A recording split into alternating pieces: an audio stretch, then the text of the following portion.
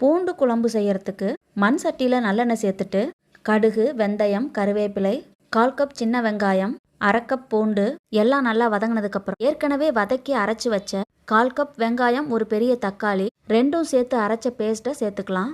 வெங்காயம் தக்காளியை வதக்கிட்டு அரைச்சி சேர்க்கறதுனால குழம்பு நல்லா திக்காகவும் டேஸ்ட்டாகவும் இருக்கும்.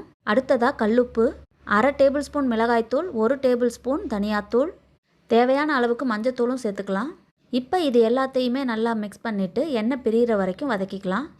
அடுத்ததாக ஒரு எலுமிச்சை அளவுக்கு புளியை திக்காக கரைச்சி வச்சுருக்கேன், அதையும் இது கூடவே சேர்த்துடலாம். புளியை ரொம்ப தண்ணியாக கரைச்சிட்டிங்கன்னா குழம்பு ரெடி ஆகிறதுக்கு லேட் ஆகும். அதனால் முடிஞ்ச வரைக்கும் திக்காகவே கரைச்சிக்கோங்க. இந்த குழம்பு 1 வாரம் ஆனாலும் கெட்டு போகாது. புளியை சேர்த்ததுக்கப்புறம் நல்லா மிக்ஸ் பண்ணிகிட்டே இருங்க. குழம்பு கெட்டியாகி எண்ணெய் பிரிஞ்சு வர வரைக்கும் வெயிட் பண்ணுங்க. இப்போ சுவையான பூண்டு குழம்பு ரெடி.